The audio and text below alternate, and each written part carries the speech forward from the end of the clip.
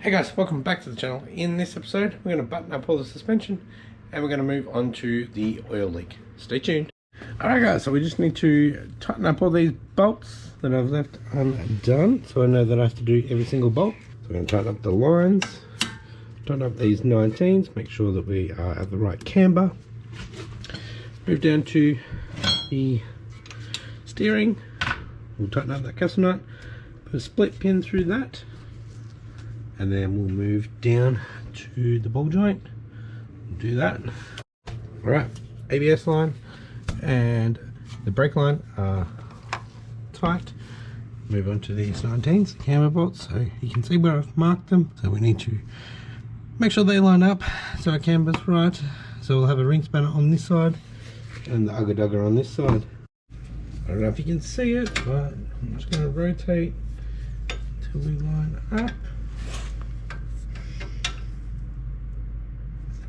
Up.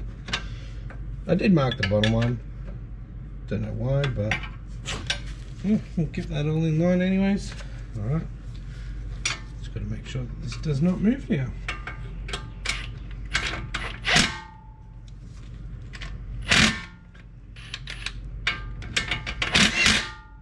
Right, so ball joint is a 14.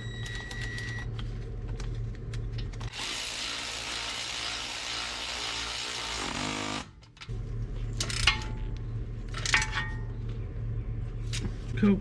And then we'll get the 19.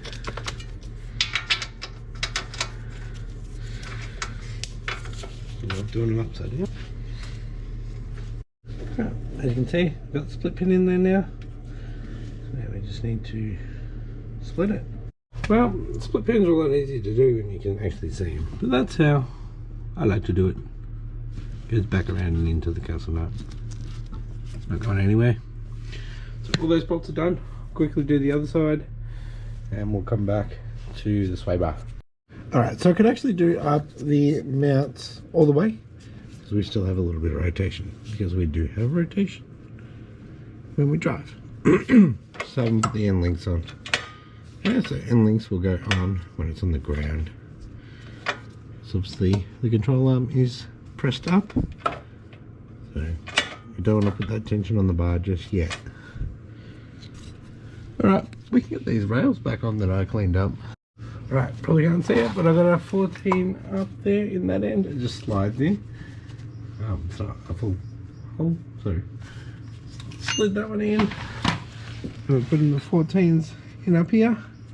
There's a 14 that goes through this hole, and the 17s go through these ones here. Alright, both the rails are on. So now we're going to move on to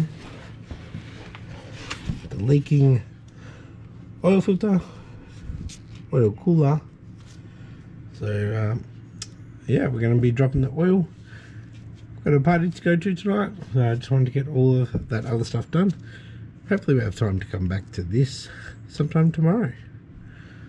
We might actually look like we need to get the exhaust off. Alright guys, I'm back. It's Sunday morning. The boys are at their grandparents, so I've got a little bit of time to work on the fuzz. Not really going to do much this morning because I've got to go pick them up, but I'm going to drop the oil, get the filter off. While that's happening, I'll tighten up the drive shaft nuts and pin them over there. So, just draining off the power steering fluid that I had in the drain there. We'll wipe that out so we can check out the oil that comes out of this.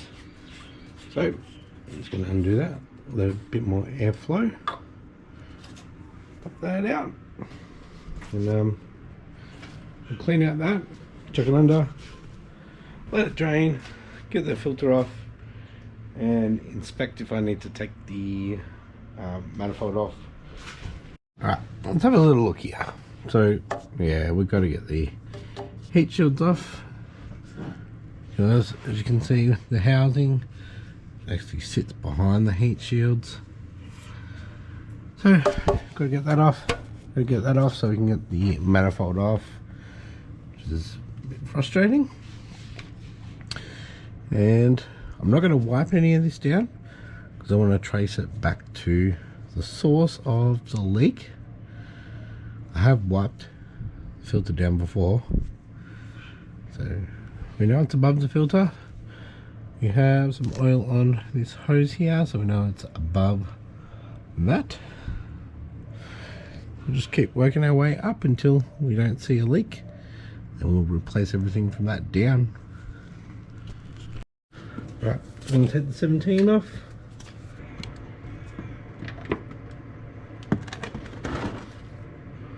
Flawless. Yeah, she's dirty. Alright guys, so I've done the drive shaft bolts. They are both done. We are draining the filter off there. So because it's covered in oil, I ended up puncturing it with a screwdriver to turn it.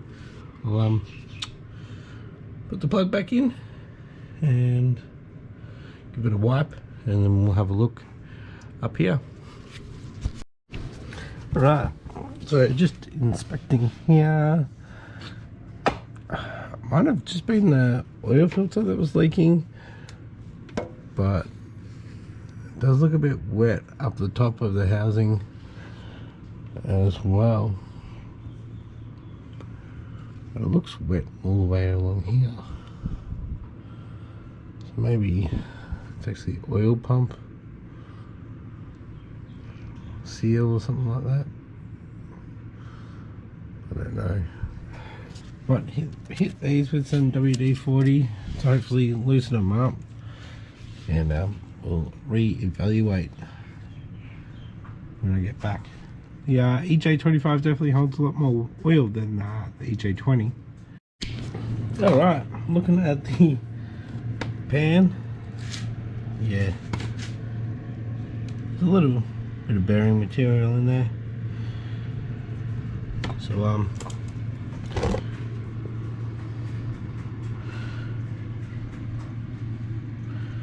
maybe we'll start saving up for a rebuild on the EJ25. Just got to make sure that the other fuzz is going when I do this, or get another EJ25 255 and build that on the outside, off to the side, and when that lets go, I just quickly replace it.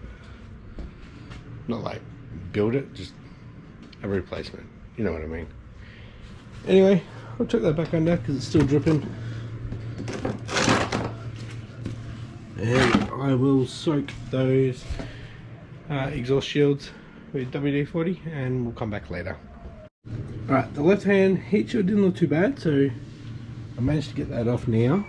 Alright, so I loosened them off quite easily. Move over to this heat shield, see if I can do anything with that. Alright guys, got the other heat shield off, had to take the O2 sensor out to get that off. Got a couple of the bolts out for the up pipe. Yeah, I'm just working on the manifold one. That one up there is the hardest. Whoa, wow, she is dirty. Alright, might come back to this later. Wow, look at that. Goes down quite a bit. So I've got to drain the water. Yeah, I'll go get that big red tub, and I'm gonna drain the coolant, because these are coolant lines that go through the oil cooler. So for me to pop that off, yeah, we're gonna lose all the coolant. Alright guys, just took the clamps off here and I moved it. I'm like, that's moving too much. We have a bolt missing there.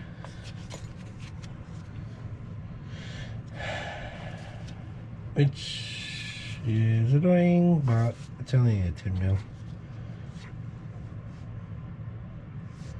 Right, I'm gonna get this hose off. I've got a replacement for this one, and I believe a replacement for that one. And I think also this one. Go ahead and get that off. and then it'll drain off, and I'll go do something for the day. Come back later tonight, and we'll clean it up. I think I'll just replace all the seals. I've even got a new threaded shaft. Hopefully it's the same as SF. Maybe not, because the housing up here is a bit different. But I'll make sure I won't damage the threads. Alright. Let that drain. That coolant tastes nice.